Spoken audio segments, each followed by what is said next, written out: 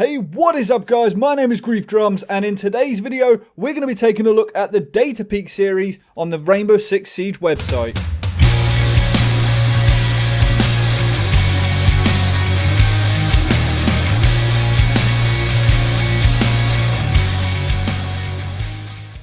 Okay, so we're going to start with a bit of a sob story. I've been up all last night. I'm currently working night shifts. I'm on the third of 7. Jesus, I'm so tired. I'm on the third of 7 night shifts. I've got 4 more still to go.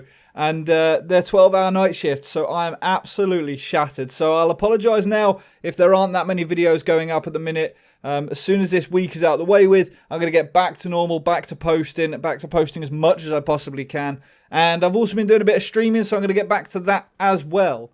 The next little thing I wanted to have a quick chat about is the fact that you're going to be seeing all casual gameplay in the background. All of this stuff was filmed obviously on PC. I've only just hit rank 20, so I'm only able to play ranked now. Previously to this, I wasn't able to play ranked. So all of the footage you can see in this video is going to be from casual games. It's me learning on PC. I'm still new to it. I'm still trying to get my head around it. And I've had some nights in which I've just been pure potato and cannot hit a thing. But anyway, more to the point, Data Peak. The Data Peak series that has now been announced by the devs at Rainbow.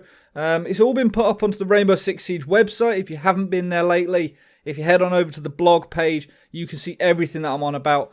But basically what they're doing is, as they announced during the Season 1 finals, they've introduced this Data Peak statistics page in which, you can basically look into exactly what the intelligence analysts would normally see for the game. These are the guys that break down all of the stats and say, Glaz is overpowered because his pick rate is too high, his kill death is too high, and, they take a look at all of these stats and tweak the game around that. So obviously loads of different information can be garnered from looking at this data stats and all of the statistics of the game. And by breaking it down, you can see which are the strongest operators, who's most picked, the best and worst sites to defend or attack, the best attackers to take for each of those respective sites. You can break it all down and get a really good view of exactly what is the best way to go with each map. Obviously, a lot of it is going to come down to the player ability and how good they are on the day as well.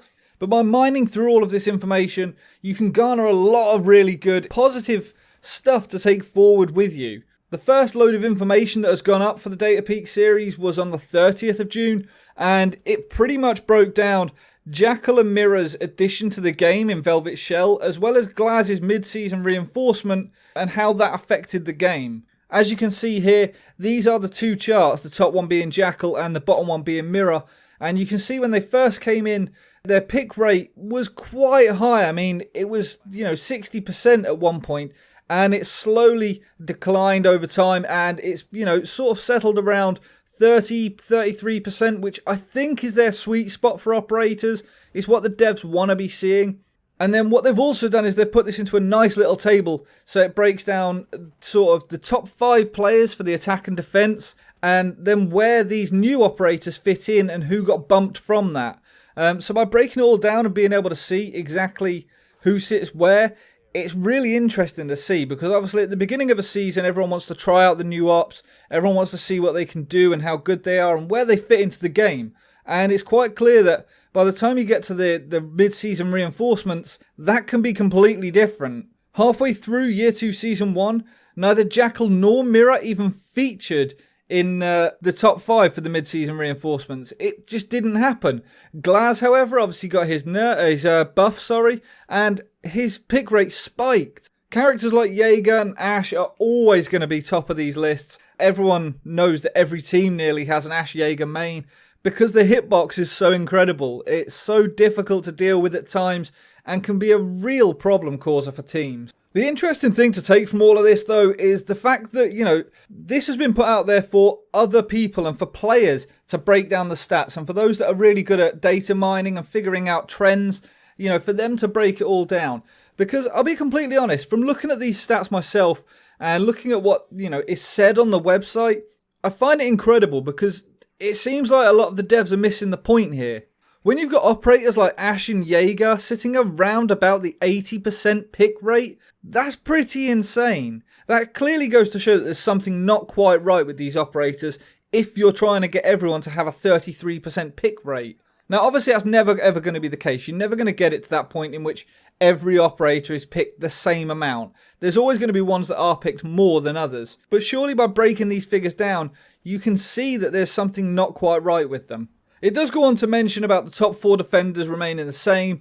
And then they go on to talk a little bit more that Valkyrie was hit a bit harder by Mira's competition for intel. I don't really agree with that. Mira provides very, very little information on certain corridors. And whilst this information is phenomenal if you're playing in a 5-man squad or if you're in the pro leagues, it doesn't really benefit you if you're solo queuing or in casual or anything like that. Because whilst you can see what is going on, you'll guarantee that someone has reinforced the wall next to your mirror that you want to shoot through, or that you want to try and wallbang people through. You can guarantee that if you are solo queuing, Mute has gone and put his jammers out elsewhere. He's not tried to look after the mirror to protect it from Twitch. And almost every other game, you can guarantee that someone has opened up your mirror to try and get a cheeky kill and destroyed the whole strat that you had set up. So, you know, Valkyrie is a lot safer bet. You are less reliant on other people, and your cameras can provide more information for other people if they're not talking, or, you know, they can look at it. In the blog, they did mention that the exact wording is further away in the meta. It's worth noting that Kavera's pick rate was not greatly impacted as players used her ability to stay hidden from Jackal. Now, this is obviously talking about when Jackal was first introduced. People thought, well, here we go. This is the Roamer Hunter. This dude is going to be there to stop roamers. He's going to be wallbanging people left, right and centre. And that never really happened. Jackal was pretty strong when he first came in. His guns were fairly overpowered, and the PDW is still a beast of a weapon. His gadget, however, is pretty lackluster. I know a lot of people were worried that he was going to be an absolute monster, and he's not really. He's just sort of paled in insignificance, and I'm very rarely seeing him getting picked. The fact that Kavera's Silent Step can stop Jackal from finding her, I find a little bit crap, to be honest. The point of him is to be that counter to Kavera, and it just doesn't exist if she's using Silent Step and somehow hiding footprints. I guess this is the dev's sort of feeble attempt at trying to make it so that Kavera is more viable, because she's not seen in the pro leagues, or very, very rarely. I think I've seen her once or twice from pretty much every game that I've ever watched. I've got to be honest though, it's going to be interesting to see what the community comes up with these stats. Obviously a lot of stuff is there to be broken down. They've literally given us access to not everything, but a lot of stuff. You can look at stats per objective location per operator. You can look at the detailed extract of rounds played. You can look at a summary of operator loadouts per skill level, so you can see what the diamond players are taking in comparison to what the copper players are taking. And then you can look at where you fit into the whole scheme and say, you know what, I'm taking a claymore every single round. The diamonds seem to be taking flashbangs, or, you know, just for example. And this could be a really interesting way to see how players improve. And, you know, I'm going to be taking a look at it and seeing what I'm doing differently to other players to see if there's anywhere else I could improve and what objectives I should be taking instead of the ones that we normally do. So I'm looking forward to seeing what the community comes up with. What about you guys though? Are you going to be taking a look at these stats? Is this something you're interested in? Or do you just want to play the game? Let me know down in the comments below. Hopefully you enjoyed this video. I'll apologise again that the videos aren't coming that fast at the minute. As soon as I've finished this week of nights, it'll be back to normal and I'm just going to get on it. I'm going to get PC footage, you're going to have Xbox footage, we're going to be streaming again, and it's all going to get back to normal. If you did enjoy this video, please consider hitting that thumbs up. If you don't already, make sure to subscribe. And until next time, guys, stay reckless and relentless.